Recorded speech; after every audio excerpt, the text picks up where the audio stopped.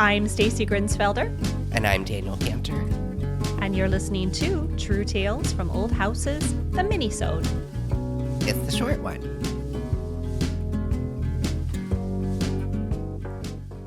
Hi, Daniel. It's always great to see you. You too. It's nice to be back on the Minisode. Before we get into today's show, I do want to offer a quick thank you to our Minisode sponsor, Sutherland Wells. Yes, thank you, Sutherland Wells. So how are you doing, Daniel? I'm hanging in.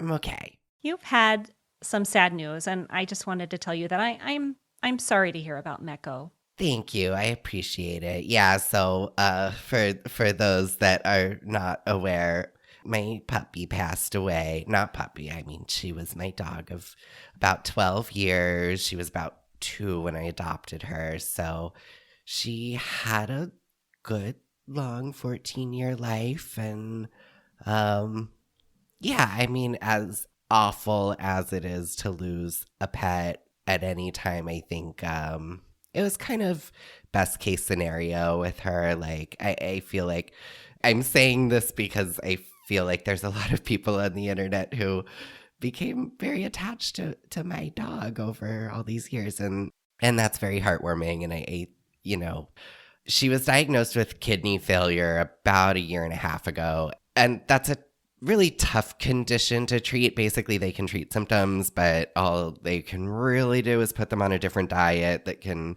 kind of stabilize things. And so they had told me at the time, like, they were like, it seems to be progressing pretty rapidly. And I was like, just give me the straight dope, doc. Like, how long are we talking? And he was like, honestly, probably about 6 months.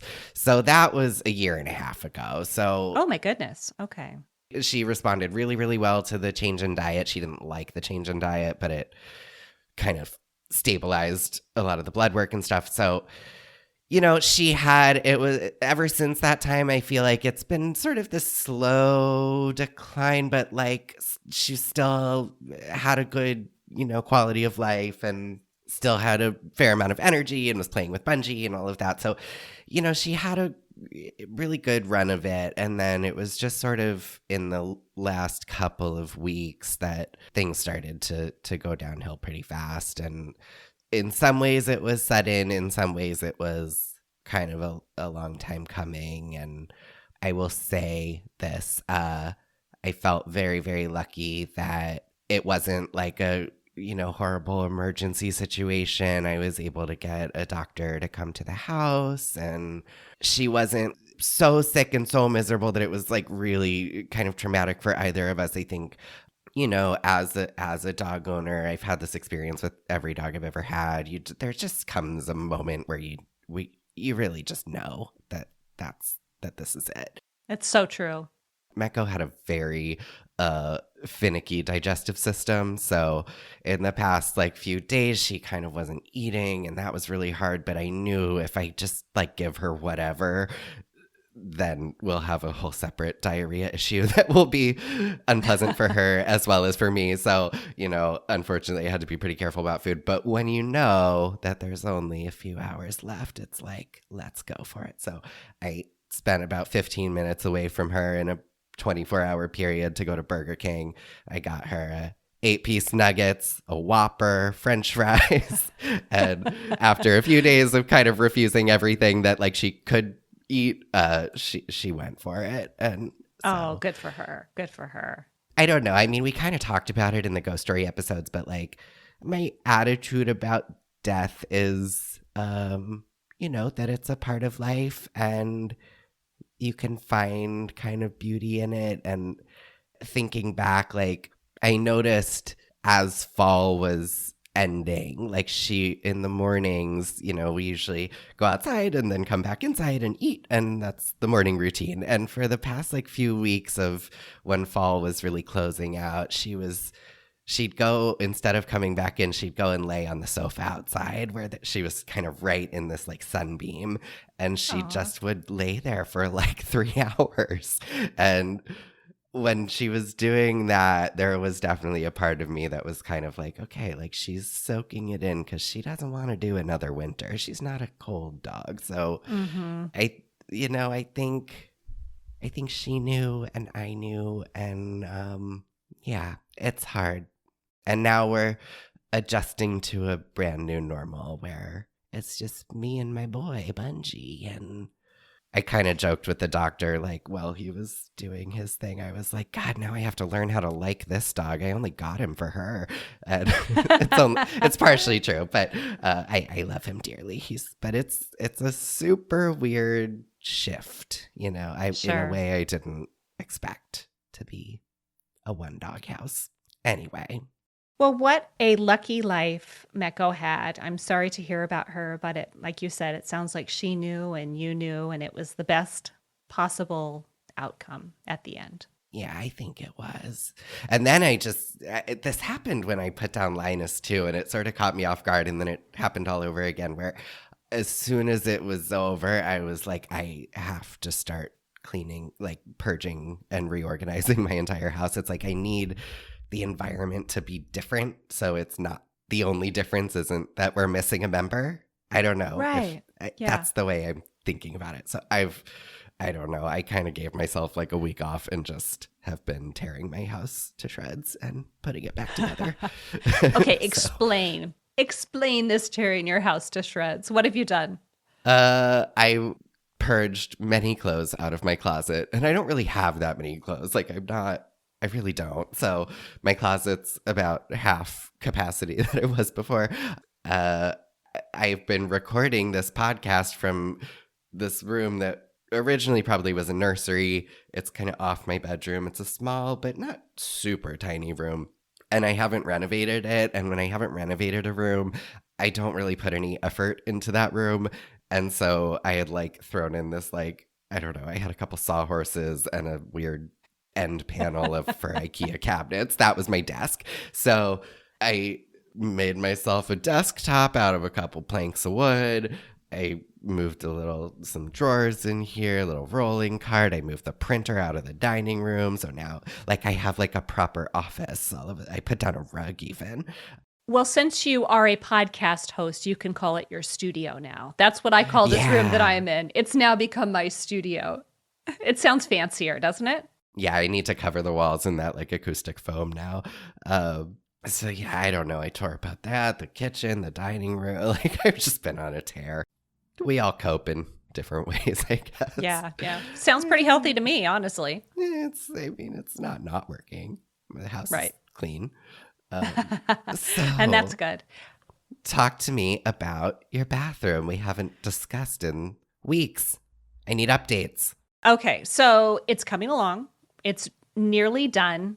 I ordered a marble threshold that hasn't come here yet that the contractor is going to install. So I was waiting to call him back to put the sink faucet in and everything. Do it all at once. Don't keep coming back for little things. It's not really fair for him. So I expect that to be here by the end of the week. And that's how much time I have to just finish up the baseboards and put the trim in and make a patch for the wainscoting and everything. I have everything. It's not like I have to reinvent the wheel here. It's just a matter of I have to make some little cuts on the baseboards because when I did that room a few years ago for the one room challenge, I stained the baseboards to match the wainscoting because there weren't any baseboards in there. But I never mitered the edges. I just like threw them up there and like put a trash can in front of one so you couldn't see that they were done or coped. This is how the blog sausage is made. Yes, exactly. So there were so many issues with that. When I pulled them out, I thought, okay, I'm going to go over and to my friend Dale's. His saw blade is bigger than mine, which is the primary reason why I didn't cope or miter the corners before. My saw blade isn't big enough. So today I'm going to go over there and finish that, cut those. There was a little gas pipe I had to make the baseboards go around, cut a little circle, half circle there and put that together. So it's just finish work. Not very interesting, I guess, to describe as I just described it for the last 3 or 4 minutes. Little things like that. I painted the walls. I need to paint the tub, but I don't know what color to make it. So it might just sit there with primer on it forever. You're really moving. So wait, we have walls. We have restored beadboard. Thanks, Sutherland Wells. And the floor tiles all in? Floor tiles all in. It's all grouted. The plumbing is all done, except for the sink faucet. So fixtures are in too? Like, does the shower work? Oh, yes, the shower works. It's that little handle shower, though. It looks like a telephone, like an old-fashioned telephone that it Yeah. hangs up. I would like to adapt that to be an actual overhead shower, which is just one of those things that my brain is working on as I sleep because I haven't figured out how to do it yet. But it'll come to me. It will come to me. Yes. But you put in a walk-in shower too, right? No. Oh, I'm sorry. Sore subject. No, well, yes and no. I guess I should walk this back. So I created this big blog post and I explained the bathroom, and this is what we were going to do. We were going to move the tub over to the other side of the room. We were going to create a walk-in shower, and that was how it was going to be. That's what's currently up on my blog right now, is explaining that whole project. Then what happened is I got the bid for it and went, "Oh, we can't afford this. Like, we cannot afford this." And although we could have afforded it if I had done all of the demo, had done the project in the same way that I did the guest bath, I just decided not to. I decided that I'm just not at a place where I can do that right now. I support this. It was a hard decision to let that go, knowing full well that I could be a part of creating, the bathroom of my dreams. But I just made a big grown-up decision not to do it. And so what we ended up doing was the tub that was in there was a shower tub combination, and it was in really bad shape, all kind of rusted out, leaking out the bottom. It was bad. I've used it. I've been fully nude in that bathroom. You have, but not the current one. True, right. Not the reinvented version. No. So we did have to take that tub out, and then we took the tub that was in the guest bathroom. It was a much nicer tub, and moved it over. And then it turned into it's going to be another shower, bath, clawfoot tub situation. Nice. But yeah, so I took the marble sink out that was in there, which was very nice, but small and completely rusted through in a lot of spots. And I couldn't bear to get rid of it, so I put it in the basement. It's there. It belongs to the house. Correct move. And I got a console sink that was much bigger. So we have a lot more room to do our hair and makeup, that kind of thing. I guess that's who's here now. And storage underneath too, right? There's no storage underneath. God, I have to pay more attention. I'm so sorry. You really have no idea about this project, do you? I really don't. We've only talked about it for a year. But that's okay, because you're not making that up either, because that was the original idea. But once I decided we weren't doing this project the way I wanted, I realized we didn't really have enough room for a vanity there next to the toilet because they're just too close. Got it. The only size vanity I could fit in there that wouldn't interfere with the toilet was like 18 to 24 inches wide. I'm like, no. So this is a console that's 37 and a half inches wide. That's much, much bigger. Nice. And then there was a patch on the floor where the plumbers had to kind of dig in to redo the plumbing underneath the clawfoot tub and the sink. So I said, hey, can we look and see, since we're digging into this anyway, if we can scoot the toilet over? You may remember from the Minisode that I did with Andy that we were talking about how close the sink and the toilet are, where you could practically like sit on the toilet, brush your teeth at the same time. Right.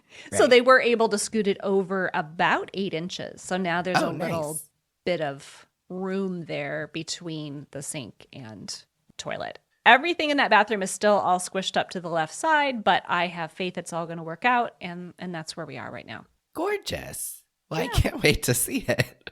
You can't wait to get naked in the new bathroom? I would love to. Maybe I'll take a bath this time. Oh, you should. Yeah. This one will hold water. That's the good news. Yeah. A bath and a clawfoot really is top notch. It's a luxury. It's very nice.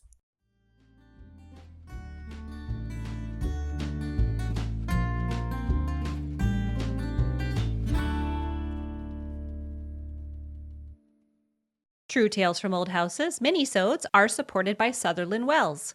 All of Sutherland Wells products are handcrafted in Providence, Rhode Island with the highest quality, sustainably grown tung oil. Tung oil, which is native to China, has been used for centuries as a durable finish for wood, metal, and stone. In contrast to polyurethane, which really just sits on the top of the wood, tung oil finish penetrates the surface, so it flexes and contracts as conditions change, which makes it the perfect pre-finish or protectant for everything from fine furniture to window sash and sills. Sutherland Wells has an entire product line for whatever you're working on right now, whether it's siding, hardwood floors, furniture restoration, cutting boards, you name it. And I was thinking the other day that I've now tried Slicky Wicky, Clarabelle's, Millie's, and then most recently Murdoch's in my bathroom. And I love them all. They smell so good. And everything I've refinished with them looks absolutely beautiful. It really does. It looks so gorgeous. So to learn more about the complete product line, visit Sutherland Wells. That's WELLES, SutherlandWells.com. And to save 10% on your first order, use the coupon code TrueTales. So what project are you working on right now? We really haven't caught up. I know you had a little odds and ends left over. How are you closing out this year? Oh boy, not in the way I thought I would. Shocker, right? Right.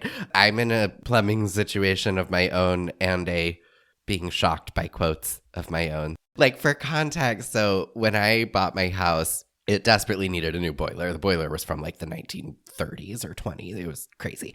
And I have hot water radiators. So with hot water radiators, you can get a combi. They call it a combi unit. So it does it's tankless domestic hot water and the boiler. And so I have one of these units in my own house. It's been good. I'm not in love with it, but it's been good. And it's high efficiency and all that stuff. And so basically we're putting in the same system at the cottage, but the much newer model because it's 10 years later. So when I had this done at my house, they had to take out this insane cast iron covered in asbestos boiler, reroute all, like pretty much every radiator line because the boiler went from sitting in the middle of the basement to being on the exterior wall so it can vent properly. And so everything had to be routed back to that. It was like, I don't know, probably like 5 guys every day for a week. Like it was huge. Oh, wow. And I found the quote the other day, the original, bill from that, and it was like $8,000, $9,000, which at the time I was like, oh my God, it's so much money. Fast forward, I had the same plumber quote doing this job, and this job is so much simpler. It's literally like put the boiler on the wall, the pipes just run right to it. It's just a loop system. So there's basically one pipe that comes in and one pipe that goes out. The electric's already rough. Like everything's ready. It's not that huge. Would you like to know what that quote came back as? Do you want me to guess? Yeah, just for fun. $12,150. $23,000, Stacy. No. Uh-huh. Which I think may have been an indication that he just doesn't really want to do this job. But I was like, are you serious? And this is the guy. I mean, I've worked with him for 10 years, and I don't know. So that was surprising. So I actually, in a rare move for me, I really tried to get at least 3 quotes. I only successfully got 2 quotes, but that's because nobody else, actually followed up. And so the other quote I got was this younger guy who I've incidentally kind of known for years through the land bank, but I've never worked with him before. So it's like, and it's not cheap with him either, but it's significantly less than that other number. I'm a little nervous because it's a big job to give to a person you've never worked with. And I don't think he's been a licensed plumber for that long, maybe a few years. He's pretty young. But he's been great. And he showed up. I was very excited. It was him, this guy, Bill, who's, big and older and gruff, like I like my plumbers, and a woman named Miriam. I've said this before. I'll say it again. Anytime I see a woman on a job site, I immediately am like, okay, everything's fine because somebody is paying attention. I was looking back at our Young Tradesperson series and realizing that, well, I knew this, but all of our guests were men. We did not successfully find a young tradesperson who was a woman. We did try. Yeah, to no avail. Without talking to you first, I was like, would you ever want to come on a podcast? Because Miriam is really interesting. She is not a young tradesperson. She's basically the extra set of hands. She's not a plumber. She's not licensed in any way. But she's here. So I'm like, what's your deal, lady? and she's like, well, I'm a biology teacher. And I'm like, and sorry, so why are you here? And so basically, as far as I understand, she took a year sabbatical and then went to kind of the the trade, some kind of apprenticeship program, and basically was like, I want to work in different trades for a bit. And so I she's love it. doing plumbing for a few months, and she's like, I love it. I just love it. I love her. What an interesting choice to make. For sure. So how's the boiler project coming? Is it coming along well, you think? I think it's coming along well. The really stressful part of this, for me at least, is that the radiators are all salvage. And so when I bought them, you know, they told me, of course, they've been pressure tested, but yeah, I don't know. And with cast iron, there's always a risk that something is split or, you know, cracked, and you can't see it until the water comes on and there's a leak. And so everything's looking good. All the radiators are in. The boiler is, you know, hung up, and they've started doing all the piping and the expansion tank and the recirculating, you know, pump and all that stuff. All the things I can barely tell you what they do. But there's always the what if they turn the system on and like everything's burst? Because first of all, those radiators are so heavy. So getting them in and out, especially from the second floor, is like terrible. And then I would have to source new ones, and I don't know, it could get expensive. So luckily I actually really appreciated this. The boiler install itself is a fixed price, and then he's doing the radiator work as time and materials, because he's like, it's possible that everything just works, and, you know, then it really isn't that big of a deal. And it's also possible that this, you know, goes on, and totally fair, wants to, you know, protect himself. The other approach would be to just give me a huge quote, because then they're covered either way. So I appreciate the fairness of it all. When will you know if this is all working properly? He says by the end of the week. So when this episode comes out, in theory, I have heat in the cottage, which is just the first time in, I don't know, probably minimum 10 years, probably closer to 20, that this house has been unheated. I will say, however, I run a little space heater. It's like in the middle of the room. It's not going to light anything on fire. I know it's not the best, but keeps the pipes from freezing and stuff. And I have to say, like, that house really stays quite comfortable with just one little space heater running in the middle of the house. So I have high hopes for my heat system. Anyway, enough about my heat system. What else? The countertops are going in today at the duplex at long last. They told me 4 to 6 weeks, and then it was like 7. I wish we could do a replay, because I remember a few minisodes ago where you were talking about it and you're like, oh, 4 to 6 weeks, but hopefully it'll just be 2 weeks the way it's happened before. You know, maybe 4 weeks. Maybe. 7 weeks. Here you are. I was really kind of surprised, but finally they called me yesterday, and it's supposed to go in today, and hopefully all of that is good. And you wrapped up the land bank? Oh my goodness, yeah, kind of. So I will continue to serve as board chair through the end of the year, but we did have our last board meeting of the year last night. I've run, I don't know, close to 60, I think, of these board meetings. I've never missed one. I've run every meeting we've ever had. So it was weird. I cried a little at the end.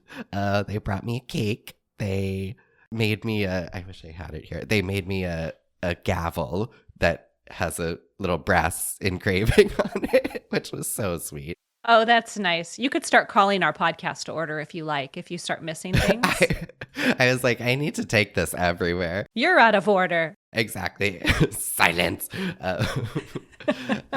So it was all very sweet. And yeah, it's just I will remain involved in different ways. But yeah, 5 years of this effort, all unpaid. It's a lot, you know? Yeah. They want me to stay.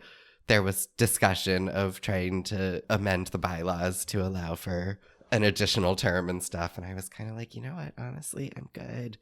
5 years is a long time. And really, I think it's time for the organization to sort of enter a new phase. Like I basically acted as staff for a number of years. And then the process of sort of stepping back from that is really difficult, I think. And I never quite adjusted, I think. Now, though, we have 4 staff members who are all excellent and capable, and I think it's time for the board to kind of be a little bit more board-like, more approving things and getting presented things, but not necessarily doing kind of all of the work that would otherwise be done by paid staff.